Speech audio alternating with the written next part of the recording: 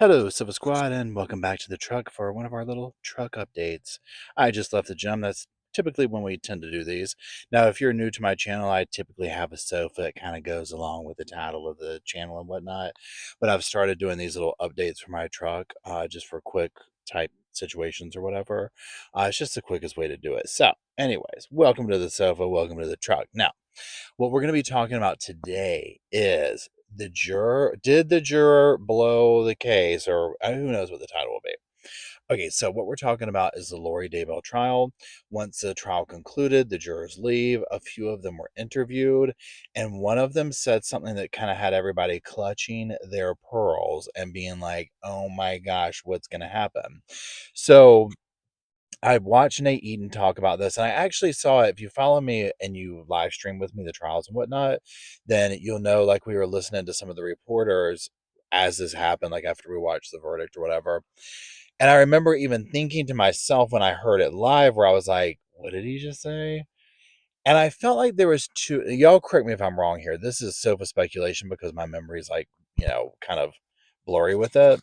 I felt like there was two different statements of weird things said by jurors, but I could just be, doing that in my head and it was just this one thing.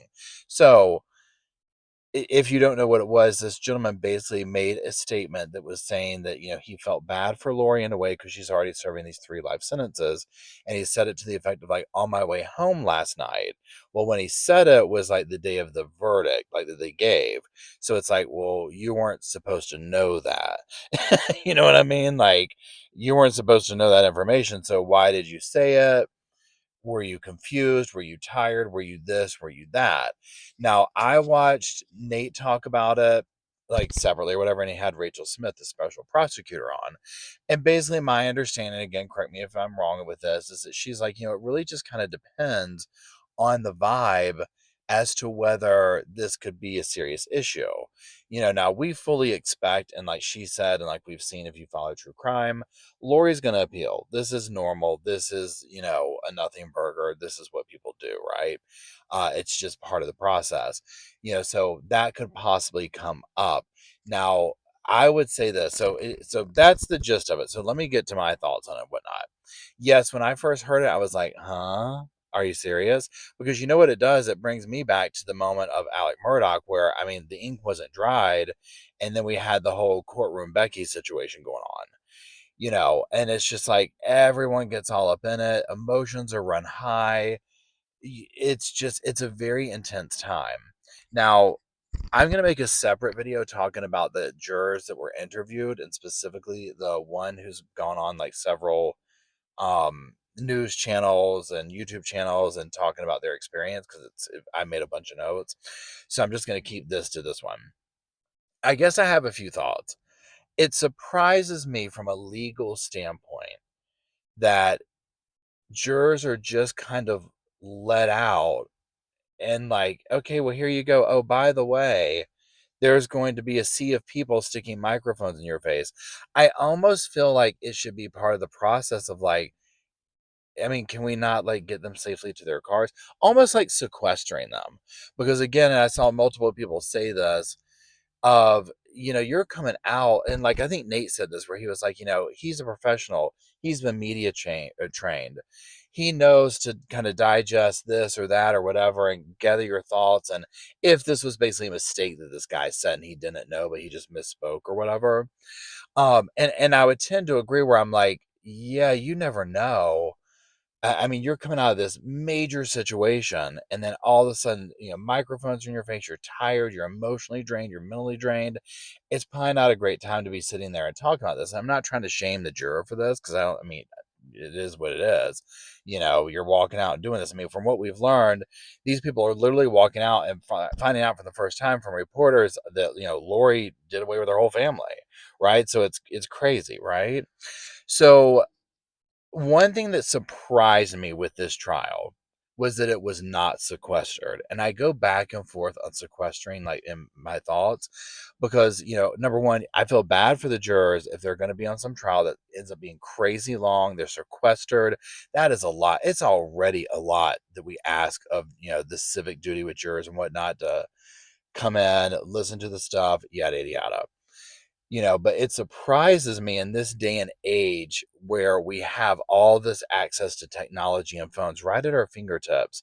The sequestering just isn't part of it, especially with high profile cases like Lori Daybell.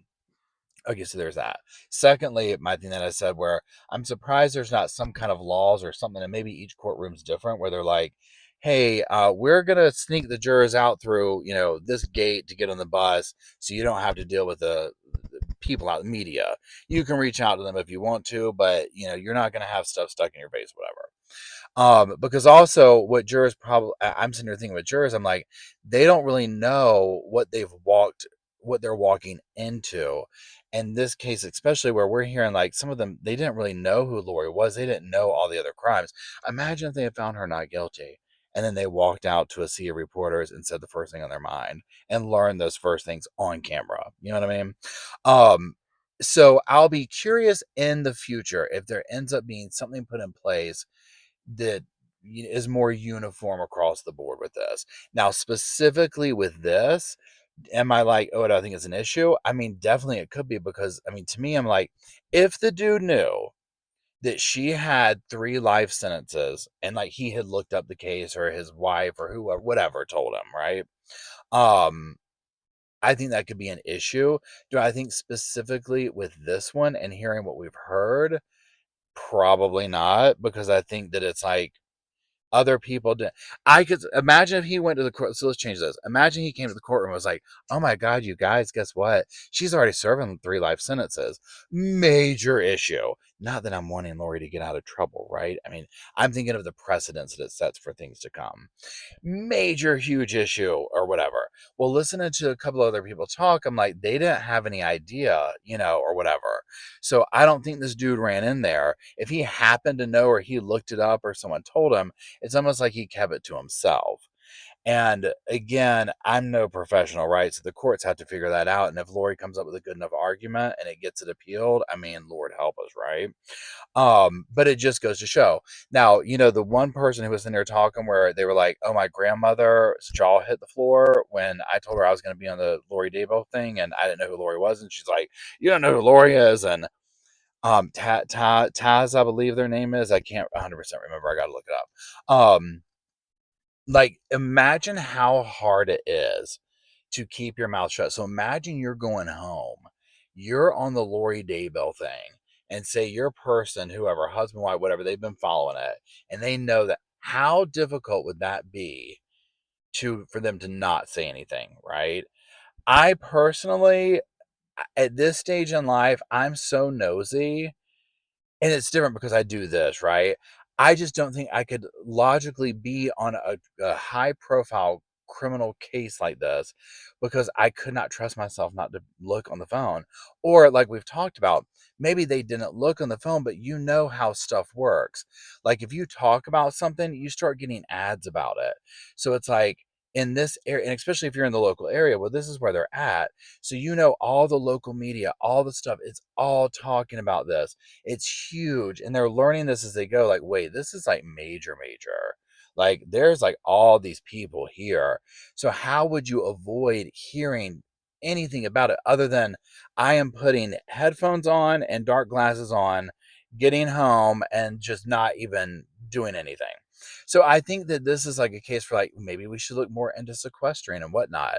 So that being said, I'm very curious to hear what y'all think here at the Sofa Squad, because I saw so many different opinions reading the comment sections on different videos.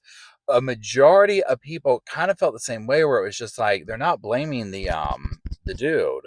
Now, and at this time of the recording, like, to my knowledge, we haven't had anything else come out where he's like, okay, yeah, I looked it up. All right. I mean, that would be another issue. So I'm saying that with the knowledge that I have right now, where I don't know what happened. He just made the comment. Um, this could change by the time you see it. But, a lot of the comments were kind of like, yeah, why didn't the court do A, B, or C? Why isn't this in place? Why were people just allowed to run up to the jurors when they left? Mind you, some of the jurors said, I don't want to talk, and they kept going. So everybody has, they made their choice. So I'm curious to what the Sofa Squad thinks. So let me know what you think. Also, let me know in the comment section if there are trials that you want me to follow that are coming up. We have so many going on. And, as we know, like some are being postponed and put off and this and that. So if there's a case that y'all are like, hey, let's focus in on this to follow, obviously, Lori Daybell versus Brandon Boudreaux. Like, we're seeing this through, right? But outside of that, these other cases going on, drop in the comment section. Let me know. I do appreciate you watching if you're still watching, and I will see you on the next update truck video or other video or on the live chat channel. Bye.